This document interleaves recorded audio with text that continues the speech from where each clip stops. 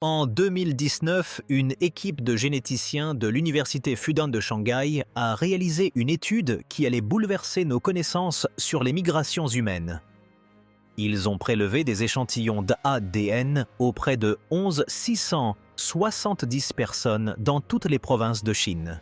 Ils ont ensuite comparé ces marqueurs génétiques à ceux de toutes les grandes civilisations anciennes connues, les Égyptiens, les Mésopotamiens, les civilisations de la vallée de l'Indus, les Mésoaméricains, absolument toutes. Le résultat fut sans appel, une seule civilisation correspondait. Et les implications de cette découverte vont bouleverser tout ce que vous avez appris en cours d'histoire. Si vous regardez cette vidéo, abonnez-vous. La semaine prochaine, j'analyserai les preuves ADN qui suggèrent que les populations des îles du Pacifique auraient pu atteindre l'Amérique du Sud 800 ans plus tôt que ce que l'on imaginait. Il ne s'agit pas seulement d'ascendance, il s'agit de comprendre comment 1,4 milliard de personnes aujourd'hui portent des empreintes génétiques issues d'une source ancestrale unique. Et cette source ne se trouve pas là où la plupart des gens l'imaginent. Pour comprendre l'importance de cette découverte, il faut savoir ce que les scientifiques recherchaient réellement. L'ADN ne ment pas. Il porte en lui des profils de mutation qui fonctionnent comme des horodatages. Lorsque des populations se séparent, leur ADN diverge de manière mesurable. Plus la séparation est longue, plus ces différences s'accumulent. Les populations chinoises modernes présentent un phénomène inhabituel. Bien que réparties sur un territoire de la taille des États-Unis, leur diversité génétique est étonnamment faible comparée à d'autres grandes populations. Cela suggère une origine commune, un seul groupe ancestral qui s'est étendu rapidement et récemment à l'échelle de l'évolution.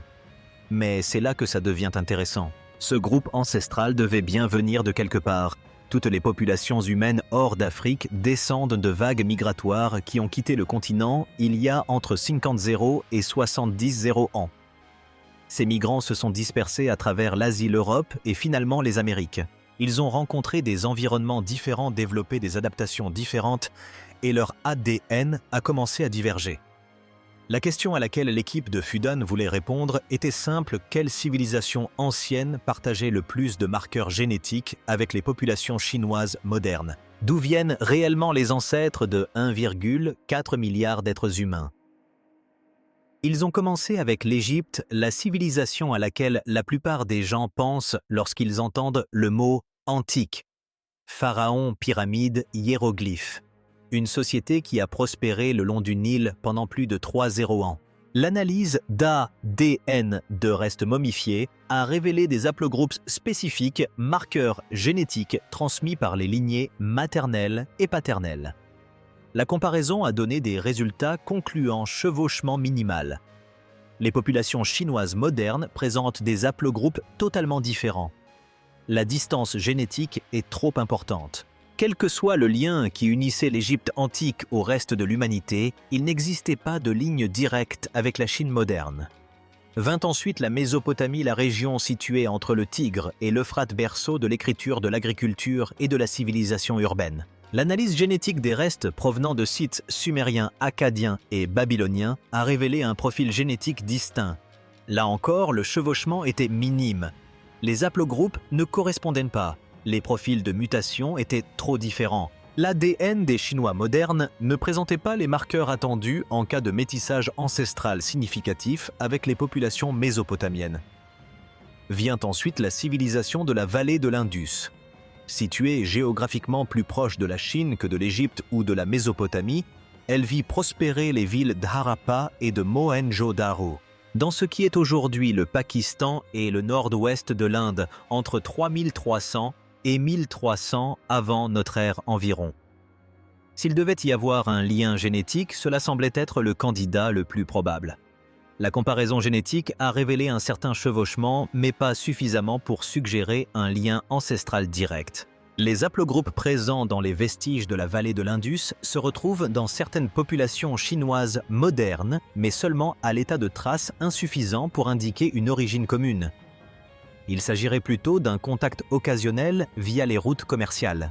L'aplogroupe R1A fréquent chez les populations de la vallée de l'Indus n'apparaît que dans moins de 2% des échantillons chinois modernes.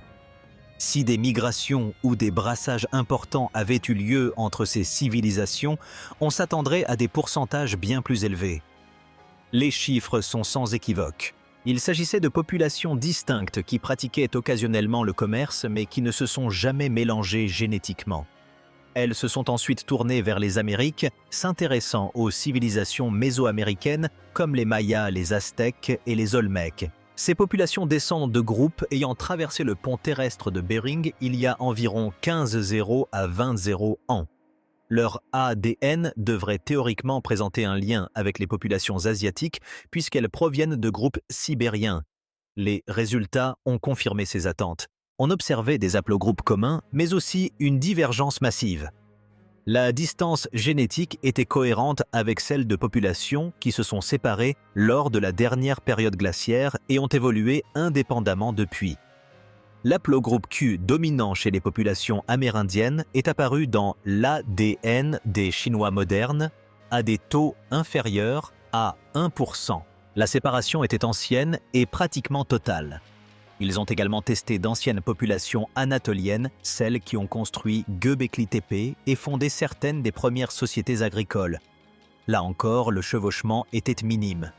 L'haplogroupe G, fréquent dans les restes anatoliens, était à peine détecté dans les échantillons chinois. Les populations de chasseurs-cueilleurs du Paléolithique européen ont présenté des résultats similaires.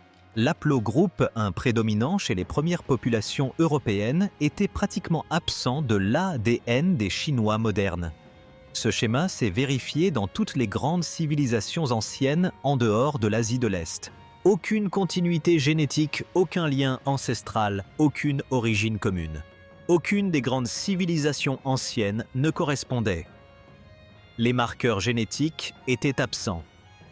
Les haplogroupes ne concordaient pas.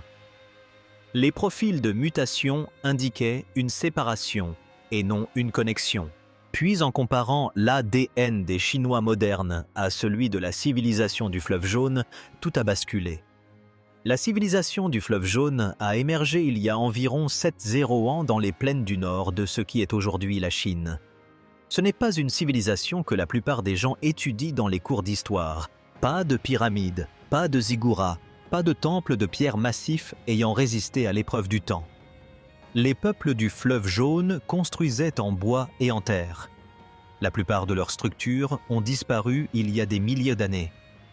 Des sites archéologiques comme Banpo et Jiangzhai ont révélé des espèces remarquables de ce peuple. Ce n'étaient pas de simples agriculteurs, c'étaient des innovateurs. Ils ont développé des poteries aux motifs pinces distinctifs. Ils ont créé les premières formes de caractères chinois gravés sur des os oraculaires et des carapaces de tortues. Ils construisaient des maisons circulaires disposées en villages planifiés, témoignant d'une organisation sociale sophistiquée. Leur agriculture était basée sur le millet des oiseaux et le millet commun des cultures qu'ils ont domestiquées indépendamment de la domestication du blé et de l'orge qui avait lieu dans le croissant fertile. Ils ne copiaient pas l'agriculture du Moyen-Orient. Ils développaient leur propre système adapté à l'environnement du plateau de l'Euse du nord de la Chine. Mais leur ADN ne s'est pas détérioré. Et lorsque l'équipe de Fudan a comparé les marqueurs génétiques des sites archéologiques du fleuve jaune à ceux des populations chinoises modernes, la correspondance était indéniable. L'haplogroupe chromosomique. 3 le plus fréquent du chromosome dans les populations chinoises modernes a été retrouvé dans plus de 60% des restes du fleuve jaune. Les haplogroupes d'ADN mitochondrial M et D transmis par voie maternelle se sont retrouvés à des taux similaires. La continuité génétique était manifeste.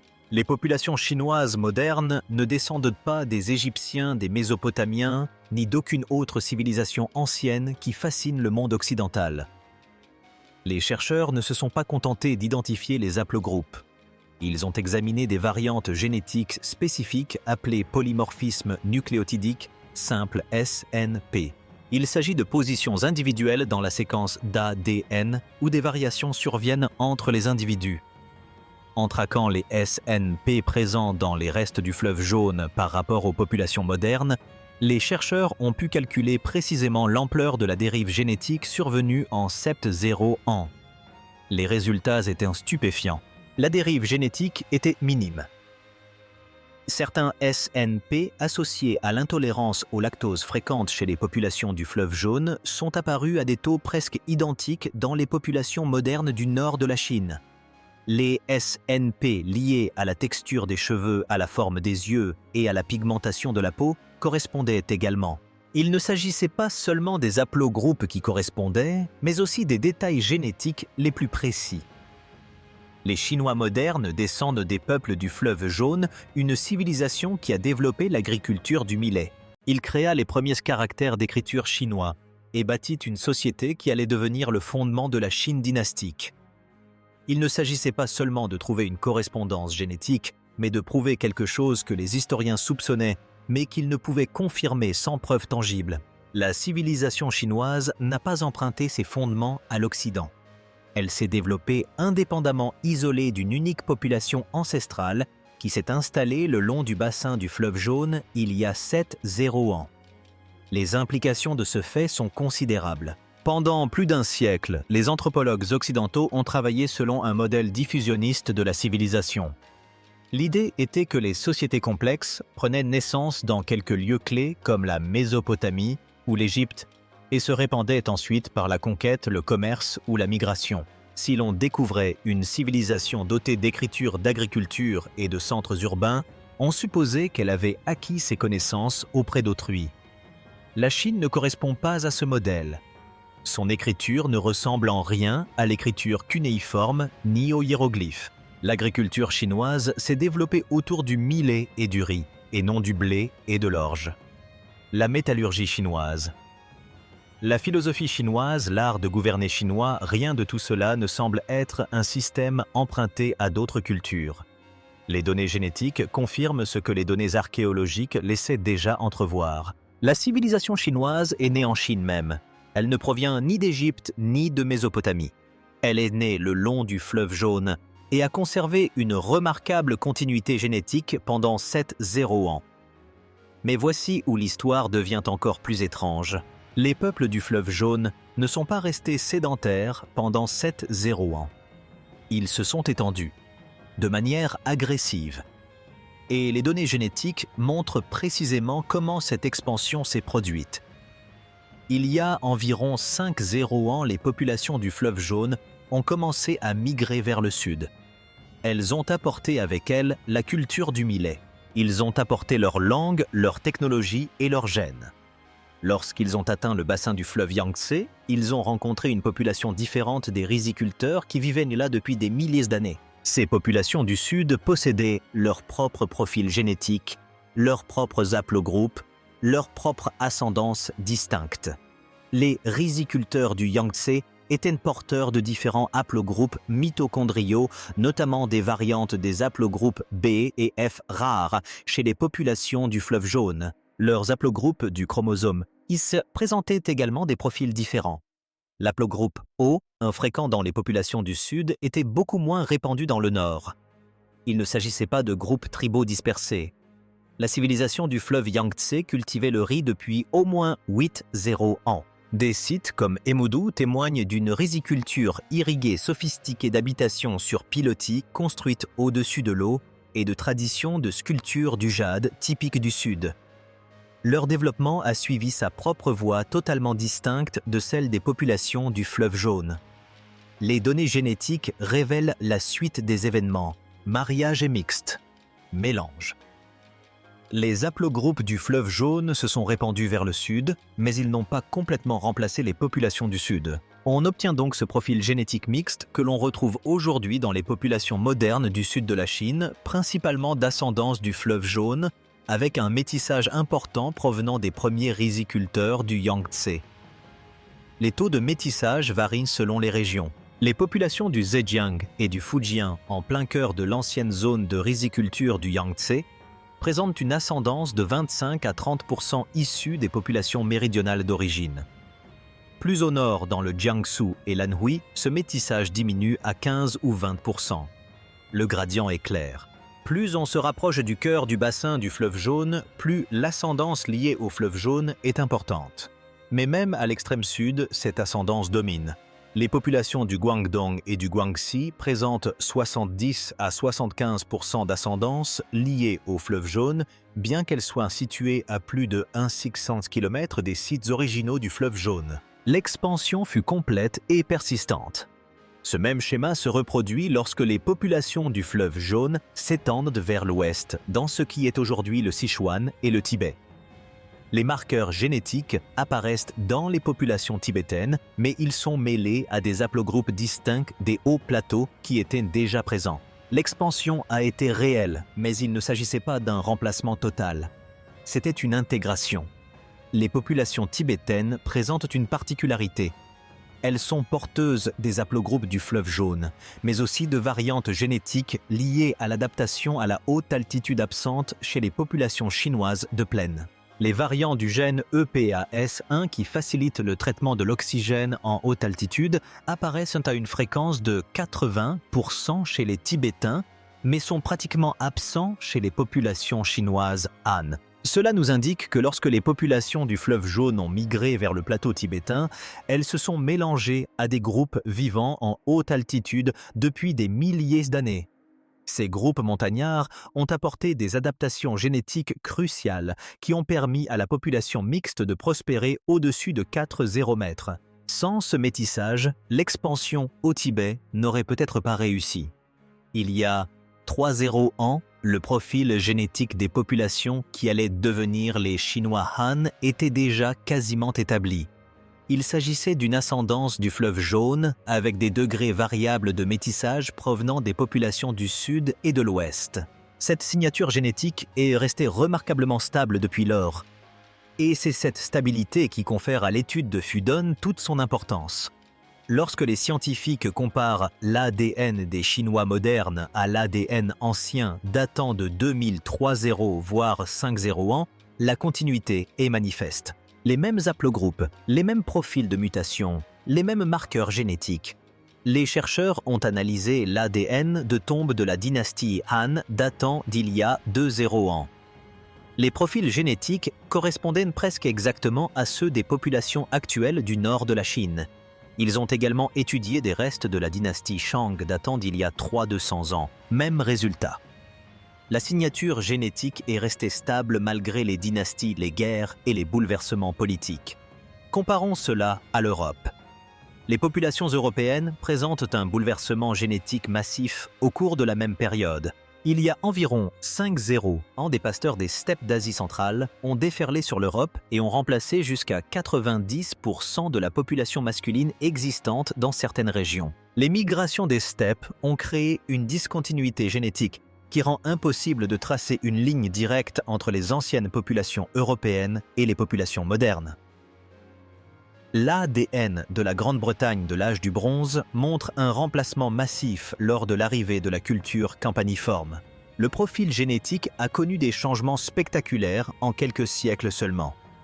Les Européens modernes forment une mosaïque génétique composée de couches d'ascendance issues de différentes populations superposées. Les populations chinoises modernes, quant à elles, présentent une continuité et une stabilité. Une source ancestrale unique qui s'est étendue et a absorbé les groupes voisins, mais sans jamais connaître de remplacement génétique total. Même les conquêtes mongoles ont eu un impact à peine perceptible. Les généticiens peuvent détecter une ascendance mongole dans les populations du nord de la Chine, mais elle est généralement inférieure à 2%. Les Mongols ont régné sur la Chine pendant près d'un siècle, sans modifier le patrimoine génétique de la population. Cela soulève une question évidente, pourquoi ? Qu'est-ce qui a permis aux populations chinoises de conserver une telle stabilité génétique alors que d'autres régions du monde connaissaient des bouleversements constants? La géographie apporte un élément de réponse. Le bassin du fleuve Jaune est entouré de barrières naturelles des montagnes à l'ouest et au sud des déserts au nord et l'océan Pacifique à l'est. Ces barrières n'ont pas rendu la Chine imprenable, mais elles ont créé un certain degré d'isolement qui a permis à une seule population de dominer génétiquement. L'Himalaya et le plateau tibétain forment une barrière quasi impénétrable au sud-ouest. Au nord-ouest, les déserts du Taklamakan et de Gobi constituent une autre barrière. Les montagnes du sud-ouest de la Chine sont extrêmement accidentées, rendant les migrations à grande échelle presque impossibles. Ces barrières géographiques ont fait que les populations du fleuve Jaune se sont principalement développées le long des vallées fluviales et des corridors de plaine où l'agriculture était viable. Les invasions qui ont eu lieu provenaient de régions voisines qui avaient déjà connu un certain brassage génétique avec les populations du nord de la Chine. L'agriculture était un autre facteur clé. La culture du millet au nord et la riziculture au sud permettaient de maintenir des populations denses. Lorsqu'une population agricole est dense, il est plus difficile pour des groupes extérieurs de la déplacer. Le bassin du fleuve Jaune pouvait accueillir environ 100 personnes par kilomètre carré durant l'âge du bronze, soit bien plus que les régions steppiques du nord qui ne pouvaient accueillir que 1 à 2 personnes par kilomètre carré. Lorsque l'écart de densité de population est aussi extrême, même les conquêtes militaires réussies n'entraînent pas de remplacement génétique. Il y avait un troisième facteur, la continuité culturelle. La civilisation chinoise a développé un système d'écriture, un état bureaucratique et une identité culturelle partagée qui a persisté malgré les changements dynastiques. Lorsque les Mongols ont conquis la Chine au XIIIe siècle, ils n'ont pas remplacé les Chinois génétiquement ni culturellement. Ils adoptèrent les systèmes administratifs chinois, se marièrent avec les élites chinoises et en quelques générations, leur contribution génétique fut absorbée par la population existante. Le système des examens de la fonction publique sélectionnait les fonctionnaires en fonction de leur connaissance des textes confucéens et il incitait fortement les élites non-Han à adopter la culture chinoise. Les aristocrates mongols et mandchous qui souhaitaient participer au gouvernement devaient apprendre le chinois, maîtriser les textes classiques et en somme s'assimiler culturellement aux Chinois. Leurs enfants se mariaient avec des familles Han et leur identité génétique distincte disparaissait en quelques générations. Le système d'écriture a également joué un rôle crucial. Les caractères chinois sont restés constants, même si les dialectes parlés ont divergé.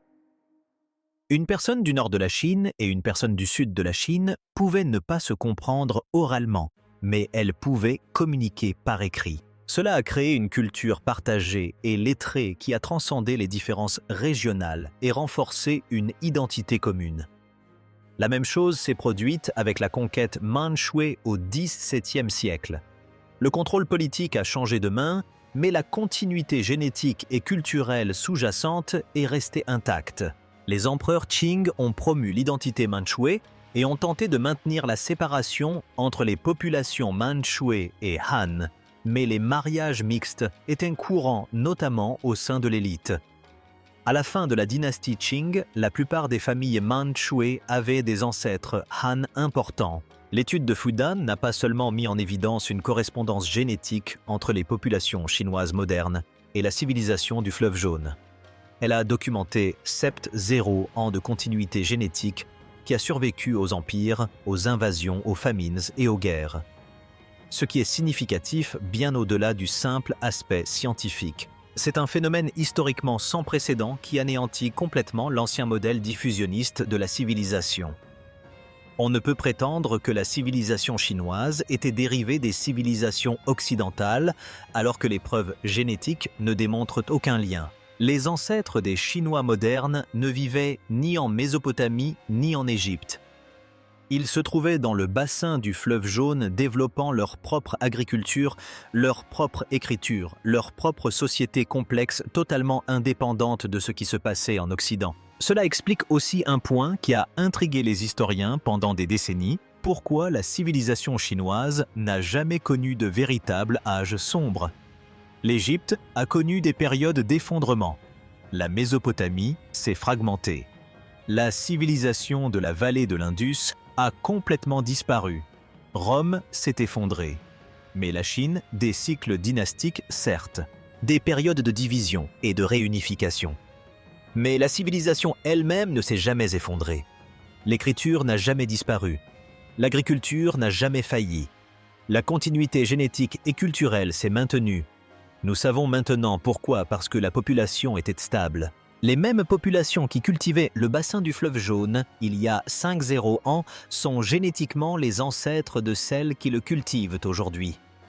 Cette continuité engendre la résilience, crée une mémoire institutionnelle et forge une civilisation capable d'encaisser les chocs et de perdurer. L'étude de Fudan a également révélé un fait inattendu concernant les sous-populations chinoises. Lorsque les chercheurs ont analysé les données par région, ils ont constaté que les populations du nord de la Chine présentaient le lien génétique le plus fort avec la civilisation originelle du fleuve jaune. Les populations du sud présentaient un métissage plus important avec les riziculteurs du Yangtze et certains marqueurs génétiques provenant des populations d'Asie du Sud-Est. Les données ont révélé des tendances régionales claires. Les populations des provinces du Henan, du Shaanxi et du Shaanxi, situées en plein cœur du bassin du fleuve jaune, présentaient une ascendance du fleuve jaune de 85 à 90%. Il s'agissait des descendants directs des cultivateurs de millet d'origine, avec un métissage minimal. Plus au sud, dans le Hunan, le Hubei et le Jiangxi, l'ascendance du fleuve jaune chute à 70 ou 75%. Les 25 à 30% restants proviennent des riziculteurs du Yangtze et des populations méridionales plus anciennes. Les populations occidentales, notamment au Sichuan et près du plateau tibétain, présentent un métissage avec des groupes des hautes terres. Les populations du Sichuan présentent environ 75% d'ascendance du fleuve jaune, 15% de groupes des hautes terres tibétaines et 10% d'anciennes populations du sud-ouest.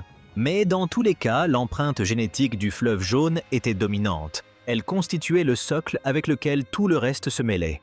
Cela a des implications sur notre conception de l'identité chinoise. L'idée d'une ethnie chinoise Han monolithique est une construction politique et culturelle, mais génétiquement, il est plus précis de considérer l'identité comme un spectre. Une ascendance centrale du fleuve jaune, avec des degrés variables de métissage régional en fonction de la géographie et de l'histoire. Mais même avec cette variation, la continuité génétique est frappante. Une personne du nord de la Chine et une personne du sud de la Chine auront plus de similitudes génétiques entre elles qu'une personne du nord de l'Europe et une personne du sud de l'Europe. Voilà à quoi ressemble 7,0 ans de stabilité génétique relative. Et cela ne se limite pas aux personnes vivant en Chine aujourd'hui. La diaspora chinoise, les populations qui ont migré vers l'Asie du Sud-Est, Taïwan et d'autres régions au fil des siècles, présentent les mêmes marqueurs génétiques.